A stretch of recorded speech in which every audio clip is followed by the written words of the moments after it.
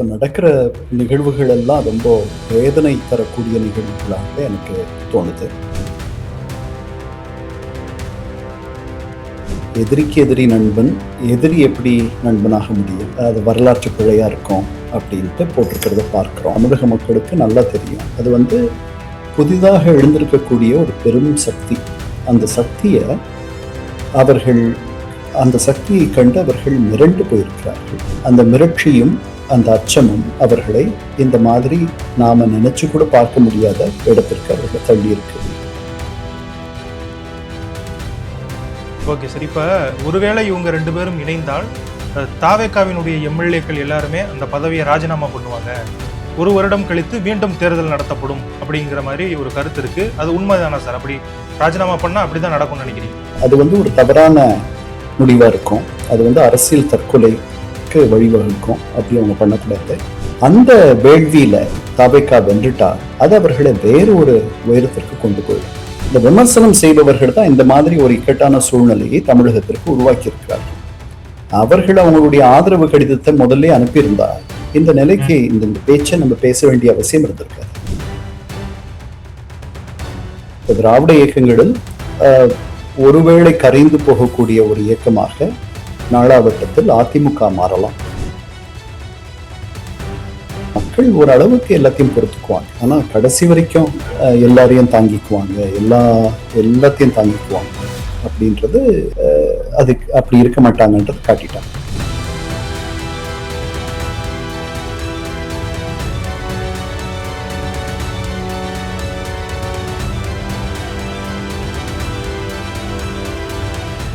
தென்னவன் media நேயர்கள் அனைவருக்கும் வணக்கம். இன்று நம்முடன் இணைந்திருக்கக்கூடிய சிறப்பு விருந்தினர் வரலாற்று ஆய்வாளர், எழுத்தாளர் திரு கண்ணன் அவர்கள். வணக்கம் சார். வணக்கம் நடராஜன். தனிப்பெருங்கட்சியாக வந்த தமிழக வெற்றி கழகம் ஆட்சி அமைப்பதில் தொடர்ந்து தாமதம் ஏற்பட்டுக்கிட்டு இருக்கு. இதுக்கிடையில 2 திராவிட கட்சிகளும் ஒன்றிணைய வாய்ப்பு இருக்கிறது அப்படிங்கிற மாதிரியான ஒரு சில செய்திகள் போய்கிட்டு இருக்கு. ரஜினிகாந்த் தான் பேச்சுவார்த்தை நடத்துறாரு, மீடியேட் பண்றாருன்னு சொல்றாங்க. ஸோ இந்த விஷயங்களை பத்தி நீங்க என்ன நினைக்கிறீங்க? முதல்ல இந்த 2 திராவிட கட்சிகளும் இணைய வாய்ப்பு இருக்கா? ஏன்னா நீங்க ஒரு திராவிட இயக்கம் குறித்து ஒரு ஆய்வாளராக இருந்திருக்கீங்க. ஸோ வாய்ப்பு இருக்குன்னு நீங்க நினைக்கிறீங்களா?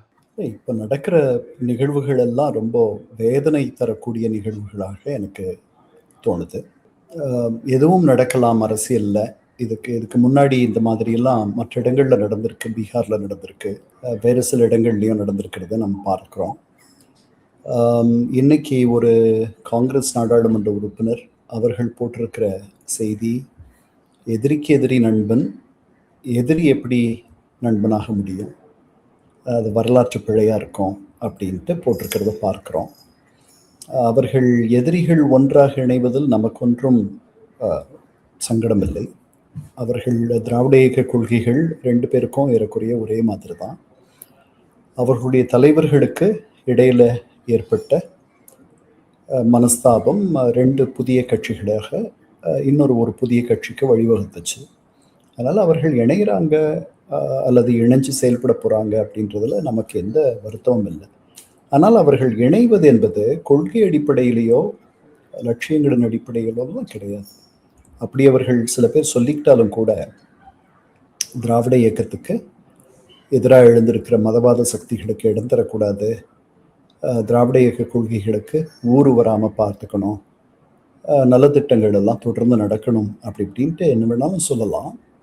எல்லாருக்கும் தமிழக மக்களுக்கு நல்லா தெரியும். அது புதிதாக எழுந்திருக்கக்கூடிய ஒரு பெரும் சக்தி. அந்த சக்தியை அந்த சக்தியை கண்டு அவர்கள் மிரண்டு போயிருக்கிறார்கள். அந்த மிரட்சியும் அந்த அச்சமும் அவர்களை இந்த மாதிரி நாம நினைச்சு கூட பார்க்க முடியாத இடத்திற்கு அவர்களை தள்ளி இருக்கு.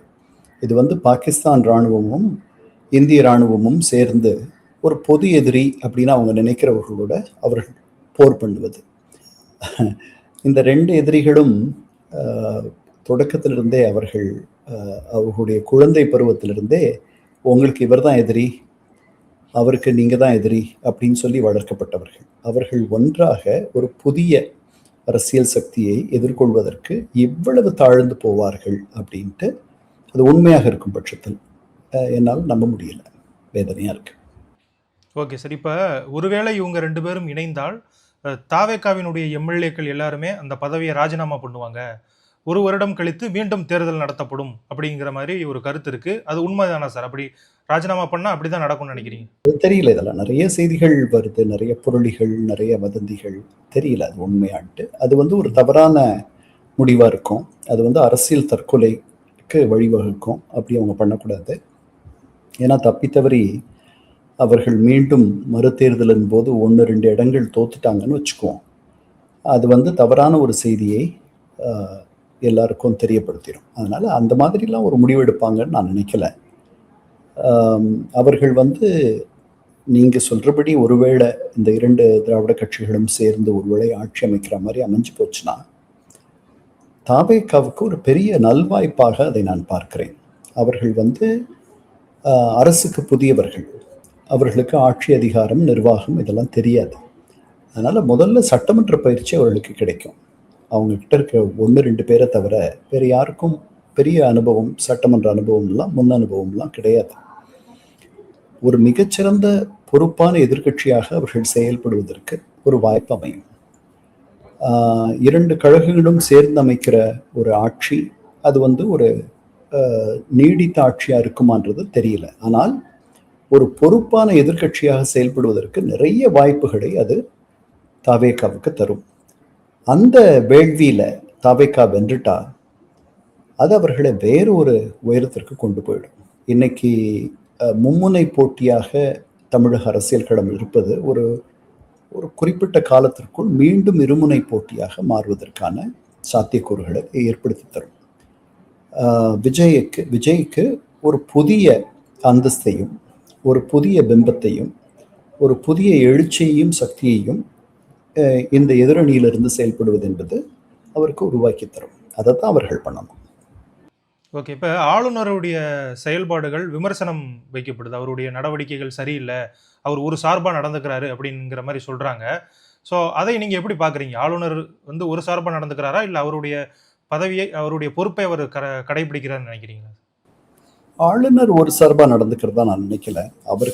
அவருடைய வரையறைக்கு உட்பட்டு அவருக்கு வந்து 118 பேர் இருக்காங்களான்ற ஒரு அந்த உறுதிமொழி அல்லது அந்த நம்பிக்கை அவருக்கு வரணும். அது அவருக்கு வரல.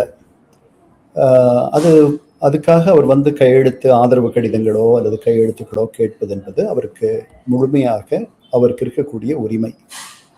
அது இதுல வேடிக்கை என்னன்னா, அந்த விமர்சனம் செய்கிறார்கள் இல்லையா அல்லவா, இந்த விமர்சனம் செய்பவர்கள் தான் இந்த மாதிரி ஒரு இக்கட்டான சூழ்நிலையை தமிழகத்திற்கு உருவாக்கி இருக்கிறார்கள். அவர்கள் அவங்களுடைய ஆதரவு கடிதத்தை முதல்ல அனுப்பியிருந்தா இந்த நிலைக்கு இந்த பேச்சை நம்ம பேச வேண்டிய அவசியம் இருந்திருக்காது. இந்நேரம் ஒரு புதிய அமைச்சரவை இருந்திருக்கும். தமிழக முதல்வராக விஜய் இருந்திருப்பார். அவருடைய அமைச்சரவை சகாக்கள் பொறுப்புகளில் இருந்திருப்பார்கள். ஒரு நிர்வாகம் தொடர்ந்து நடக்கிற மாதிரி இருந்திருக்கும். இந்த நிலைக்கு காரணமே இப்படி ஆளுநரை, எதற்கெடுத்தாலும் ஆளுநரையும் மத்திய அரசையும் விமர்சிப்பதை ஒரு தங்களுடைய வாடிக்கையாக வைத்திருக்கக்கூடிய சில பேருடைய கருத்தா இருக்கு. இப்போ நீங்க தொடர்ந்து திராவிட இயக்கம் குறித்து ஆய்வு செய்து கொண்டிருக்கக்கூடிய நபர், இந்த 2 இயக்கங்களுடைய கதை முடிஞ்சிருச்சு, இனிமே அவர்கள் எழுந்து வருவதற்கான வாய்ப்பு இல்லை அப்படிங்கிற மாதிரியான ஒரு சில கருத்துக்களும் நம்ம பார்க்க முடியுது. நீங்க அப்படித்தான் நினைக்கிறீங்களா? இல்லை, நான் அப்படி நினைக்கல. திராவிட இயக்கங்கள் முடிந்து போனதாகலாம் நான் சொல்லலை. நான் முதல்ல சொன்னேன், இன்னைக்கு மும்முனை போட்டின்றது இருக்கு, மும்முனை அரசியல் இருக்கு, அது 2 முனை அரசியலாக மாறுவதற்கான வாய்ப்பு இருக்குன்னு சொன்னேன். அதனால இந்த திராவிட இயக்கங்களில் ஒருவேளை கரைந்து போகக்கூடிய ஒரு இயக்கமாக நாளாவட்டத்தில் அதிமுக மாறலாம். திமுக வந்து பல சோதனைகளை கடந்து வந்திருக்கு. அதனால அது நிற்கும், தாக்கு பிடிக்கும் அப்படின்ட்டு எனக்கு தோணுது. ஓகே. இந்த என்ன தவறு நடந்துருச்சுன்னு நினைக்கிறீங்க சார்? இப்போ 2 பேர்களுமே அவங்களுடைய அந்த ஒரு கிரிப்பை விட்டுட்டாங்க அப்படின்னு தான் சொல்லணும். அது வந்து ஒரு மாற்றம் வேணும் அப்படிங்கிறதுனாலயா, இல்லை விஜயனுடைய பிம்பத்தினாலயா, இல்லை எதனால இந்த மாதிரியான ஒரு நிலைக்கு தள்ளப்பட்டாங்க திராவிட கட்சிகள் நினைக்கிறீங்க? எல்லாம் தான். அவர்கள் ஒரு பெரிய மிதப்பு வந்துருச்சு அவங்களுக்கு. அவங்க மக்கள்கிட்ட இருந்து ரொம்ப அந்நியப்படுத்திக்கிட்டாங்க. மக்கள்கிட்ட இருந்து ரொம்ப விலகி போயிட்டாங்க. அவர்கள் ஒரு தன்னலம் சார்ந்த அரசியலை பல பேர் 2 இயக்கங்களிலும் இருக்கக்கூடிய தலைவர் பொறுப்புகளில், தலைமை பொறுப்புகளில் இருக்கக்கூடியவர்கள், 2ஆம் கட்ட தலைவர்கள், இவங்கெல்லாம் வந்து மாவட்ட அளவு வரைக்கும் கூட அதை வந்து கொண்டு போயிட்டாங்க. அது வந்து மக்கள் ஓரளவுக்கு எல்லாத்தையும் பொறுத்துக்குவாங்க. ஆனா கடைசி வரைக்கும் எல்லாரையும் தாங்கிக்குவாங்க, எல்லாத்தையும் தாங்கிக்குவாங்க அப்படின்றது அது அப்படி இருக்க மாட்டாங்கன்றது காட்டிட்டாங்க. அவர்களுக்கு ஒரு சரியான மாற்று தேவைப்பட்டுச்சு. அந்த மாற்றை தரக்கூடிய இடத்திற்கு விஜய் 2024 அவருடைய கட்சியை தொடங்கும் பொழுது அவர் ஒரு மாற்றாக வருவார் அப்படின்னு அவர் ஆற தழுவிக்கிட்டாங்க. இதற்கு முன்னாடி பல திரைப்பட கலைஞர்கள் இந்த முயற்சியில் இறங்கியிருக்காங்க. அந்த காலத்தில் 50களில் 60களில் எஸ் ராஜேந்திரன், நடிகர் திலகம் சிவாஜி கணேசன் இவங்கெல்லாம் கூட இறங்கினாங்க. ஆனால் மக்கள் அவர்களை தாங்கிக்கலை. மக்கள் இது வரைக்கும் தமிழக மக்களை பொறுத்த வரைக்கும் அதுக்கப்புறம் பிற்காலங்களில் 90களில் டி ராஜேந்தர், பாக்யராஜ், சரத்குமார் இந்த மாதிரி அவர்கள் சில பேர் கூட இந்த முயற்சியிலெல்லாம் இறங்கியிருக்காங்க. அவர்களெல்லாம் ஒதுக்கிட்டாங்க, மக்கள் புறம் தள்ளி விட்டார்கள். தள்ளிட்டு 2 பேரை தான் அவர்கள் வந்து அரவணைச்சாங்க. ஒன்று எம்ஜிஆர், இன்னொன்று ஜெயலலிதா அம்மையார். அதுக்கு பிறகு 2005 அவர்கள் அந்த மாதிரி ஒரு சக்தியாக விஜயகாந்தை பார்த்தார்கள். அப்படி ஒரு 5-6 வருஷம் அவரை பார்த்தாங்க, 2011 வரைக்கும். அவர் பொதுவெளியில் நடந்துக்கிட்ட விதமும் அதுக்கப்புறம் அவருடைய அரசியல் நிலைப்பாடும் அவருடைய உடல்நலமும் அவரை வந்து ஒரு அரசியலில் அவர் ஒரு ஓரம் போகக்கூடிய அளவிற்கு அவரை செய்து விட்டுச்சு. அதுக்கு பிறகு அந்த இடத்துக்கு யாரும் வரலை. 2016-17 இந்த தமிழக அரசியல் வானில் இருக்கக்கூடிய பேருருக்களான கலைஞர் கருணாநிதி, ஜெயலலிதா அம்மையார் அவங்கெல்லாம் மறைஞ்ச பிறகு ஒரு 10 ஆண்டுகள் அந்த இடத்துக்கு ஒரு வெற்றிடமாக இருந்துச்சு. அந்த வெற்றிடத்தை நிரப்பக்கூடிய திமுக எதிர்ப்பு அரசியலை முன்னெடுத்து நடத்தக்கூடிய ஒருவர் தேவைப்பட்டுச்சு. அவர் ஒரு வசீகர தலைவராக விஜய் வடிவில் வந்தது வாய்ப்பாக அமைந்தது தமிழக மக்களுக்கு. அவரை ஆற தழுவி கொண்டார்கள், அவ்வளவுதான். ஓகே சார், இப்போ நம்ம கூட ஒரு சில மாதங்களுக்கு முன்னாடி பேசியிருந்தோம். எம்ஜிஆரையும் விஜயும் கம்பேர் பண்ணி அடுத்த எம்ஜிஆராக விஜய் உருவார வாய்ப்பு இருக்கா அப்படிங்கிற மாதிரி நம்ம பேசியிருந்தோம். அதில் மாறுபட்ட கருத்துக்கள் இருந்துச்சு. ஆனால் இப்போ விஜய் வந்து எம்ஜிஆரையே தாண்டிட்டாரு, அவர் வாங்கியதை விட அதிகமான வாக்கு சதவீதத்தை வாங்கியிருக்காரு அப்படிங்கிற மாதிரியான ஒரு சில கருத்துக்கள் இருக்கு. ஒரு ஒப்பீடு இருக்கு. இந்த ஒப்பீடு சரியானது தானா? எம்ஜிஆராக மாறிட்டாரா? அவர் பெரும்பான்மை வாங்கலனாலுமே எம்ஜிஆர் செய்ததை விஜய் செய்து விட்டார்னு சொல்றாங்களே, அதை எப்படி பாக்குறீங்க? இல்லை, அது காலம் தான் சொல்லும் அவர் இன்னொரு எம்ஜிஆரா அல்லது இன்னொரு விஜயா அப்படின்றத காலம் சொல்லும். அவர் வந்து ஒரு பெரிய ஆளுமை அப்படின்றதுல சந்தேகம் இல்லை. எம்ஜிஆர் ஜெயலலிதா வரிசையில் வைத்து எண்ணப்படக்கூடிய ஒரு இடத்திற்கு அவர் போவதற்கான வாய்ப்பு இருப்பதாகத்தான் நானும் நினைக்கிறேன். அதற்கு வந்து அவர் நிறைய உழைக்க வேண்டும், நிறைய வந்து இன்னும் அவர் கனிய வேண்டும். அதெல்லாம் வந்து அவர் ரொம்ப இளையவர், அதனால் அதெல்லாம் காலம் வந்து அவருக்கு அந்த இடத்துக்கு அவர் கொண்டு போயிடும். ஓகே சார், எங்களோட இணைந்து உங்களுடைய கருத்துக்களை பகிர்ந்துக்கிட்டீங்க. உங்களுடைய நேரத்திற்கு மிக்க நன்றி சார்.